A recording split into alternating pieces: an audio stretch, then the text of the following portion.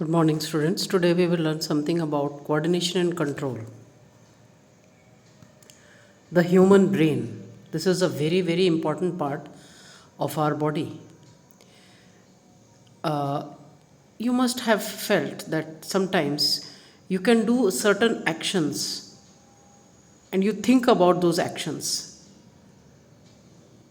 कभी भी आप कोई एक्शन करते हैं, जैसे आप चल के आते हो, स्कूल में चल के आते हो, आप स्कूल से वापस जाते हो, पैदल चल के भागते हैं, वॉलीबॉल का गेम खेलते हैं, कभी आप टीवी भी ऑन करते हैं, चल के जाते हैं, कोई चीज़ उठाते हैं, सब्जी काटते हैं।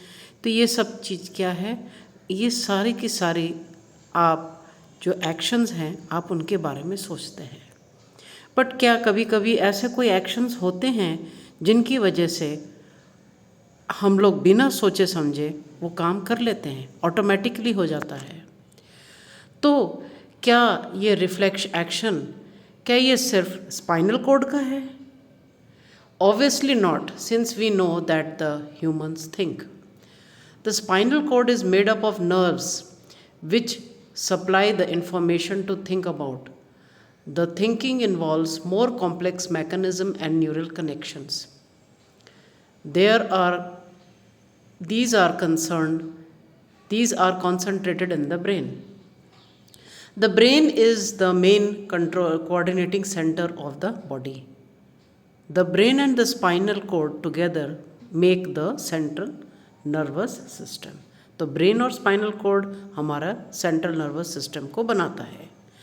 ये इनका काम ये रहता है कि ये इंफॉर्मेशन रिसीव करते हैं from all parts of the body and integrated, यानी ये क्या करेंगे, इंफॉर्मेशन को रिसीव करेंगे और ये इंटीग्रेट करेंगे। अब देखिए, सेंट्रल नर्वस सिस्टम है ये, साथ साथ में जो आपको आसपास दिख रहा है वो आपका पेरिफेरल नर्वस सिस्टम है। उसकी सहायता से सेंट्रल नर्वस सिस्टम अपना काम कर सकता है। तो we also think about other actions, about our actions. There are certain actions that we do that are in our control, and these are known as voluntary action.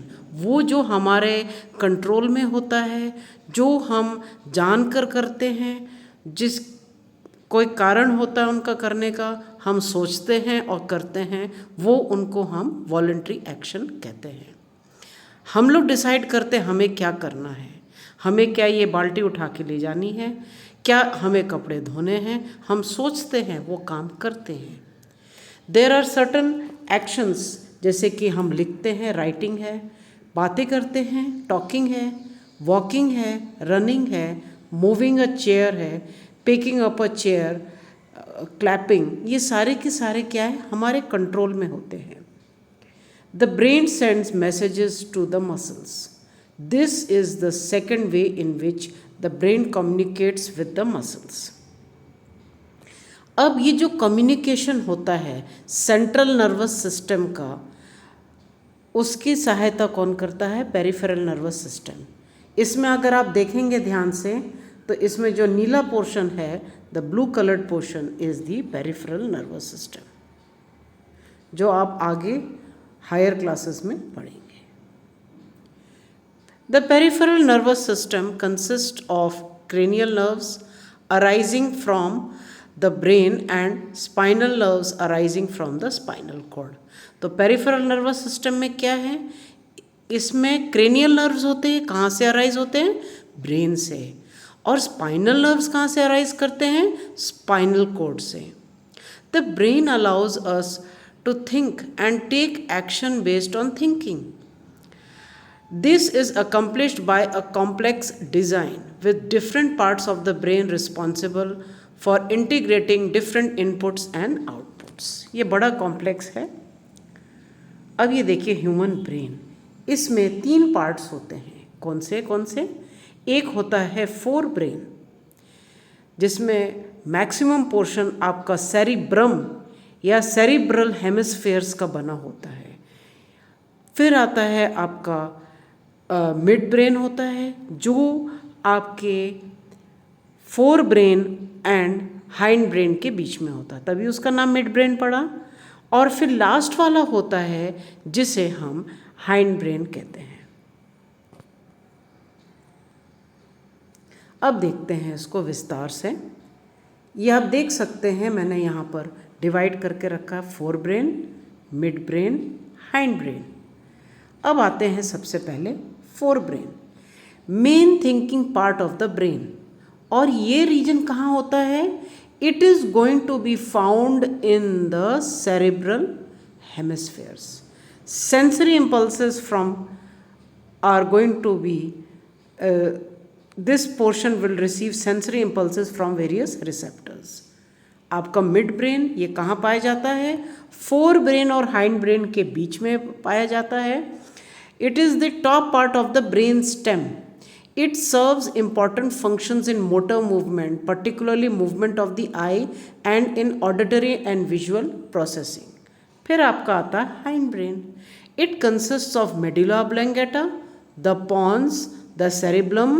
It coordinates functions that are fundamental to survival, including respiratory, rhythm, motor activity, sleep and wakefulness. यानी जगना, waking centre यहीं पर होता है, सोना यहीं से control होता है, रिदमिक, रेस्पिरेटरी, मोटर एक्टिविटी ये सब यहीं से कंट्रोल होता है. तो आप देखिए कि हर एक पार्ट का अपना इम्पोर्टेंस है. Forebrain is the largest region of the brain.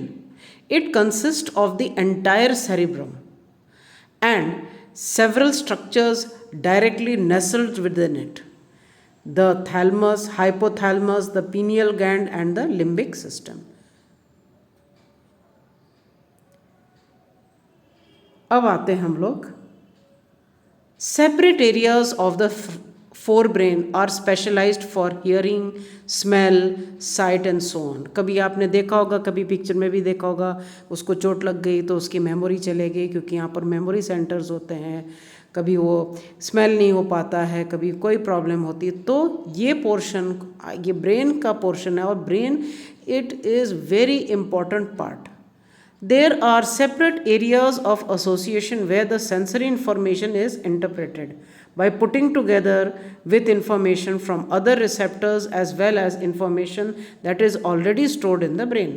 तभी तो वो सेंस कर पाता. अगर इंफॉर्मेशन पहले से है उसके साथ में कोऑर्डिनेट करता, तभी तो हम लोग अलग अलग टाइप की चीज़ों को, अलग अलग चीज़ों की खुशबू हम पहचान सकते हैं. हम अलग अलग, क्योंकि हमारे इसमें बना हुआ है उसको पहचानने के लिए, उसको सेंस करने के लिए.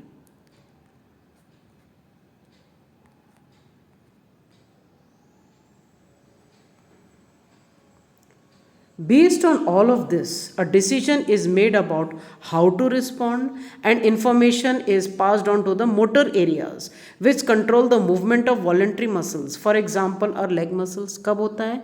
मुझे चल के जाना है, मुझे डांस करना है, मुझे भाग के जाना है, मुझे भाग लेना है दौड़ में, मुझे एथलेटिक्स में भाग लेना, मुझे वॉलीबॉल खेलना है. तो ये क्या है? ये सारे के सारे हमारे कंट्रोल में रहता है.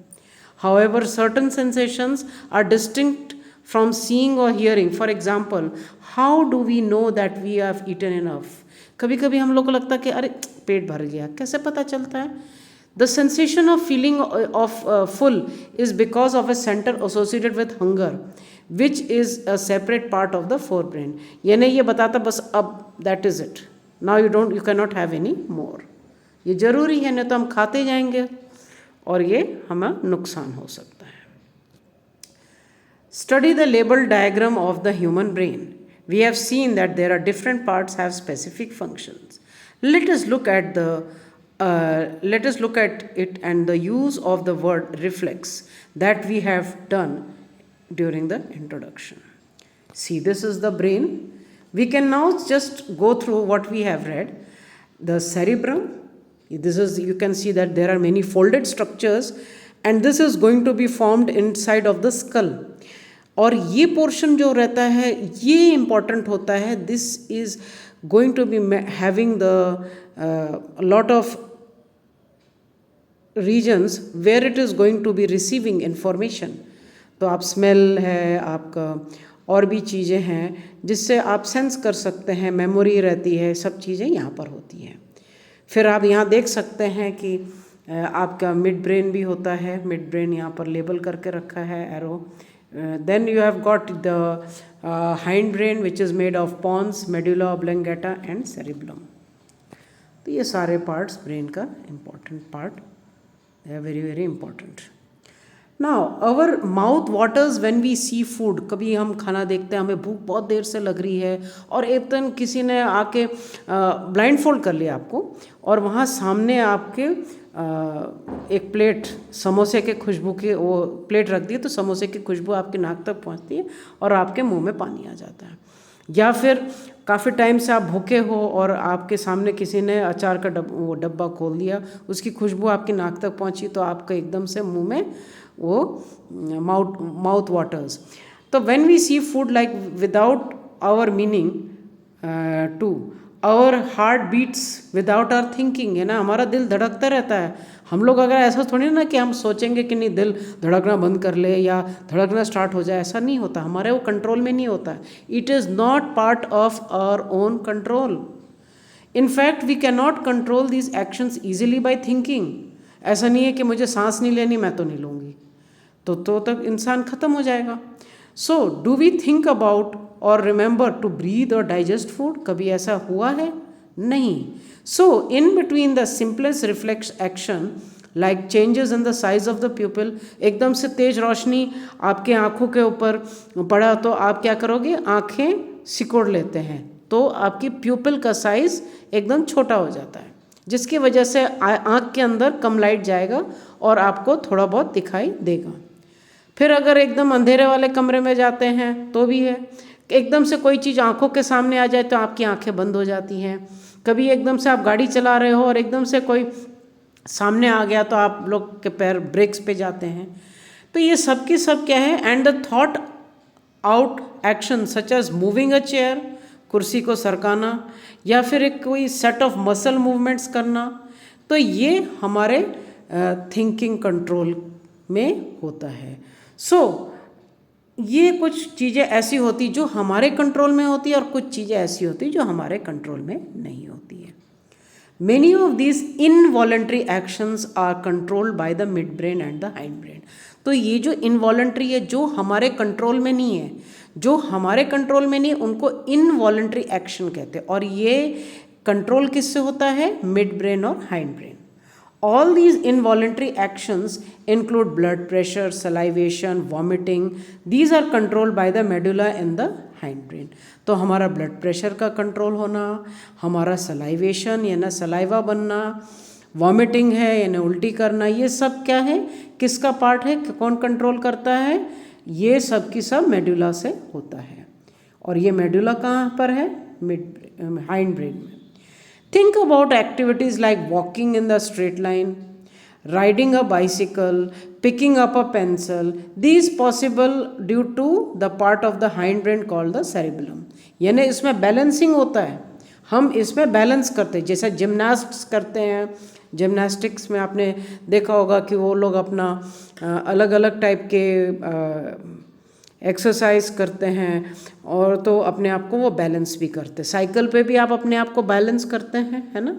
और कभी आप कोई चीज़ उठा रहे हो और वैसे तो ये जो बैलेंसिंग पार्ट होता है वो सेरिबेलम में होता है। It is responsible for precision of voluntary action and maintaining the posture. नहीं तो क्या होता है कि हम लोग गिर पड़ते हैं, तो हमारा बैलेंस बनाए रखता है, and the balance of the body. Imagine what would happen if each of these events fail to take place if we are not thinking about it, है ना। तो हम लोग भी सोचते हैं अपने आप को बैलेंस करने के लिए, तो हमारा कौन सा पार्ट हेल्प करता है, हाइंड ब्रेन का पार्ट। ना how are the tissues protected. आपने मालूम है कि ब्रेन जो रहता है वो स्कल के अंदर प्रोटेक्टेड होता है।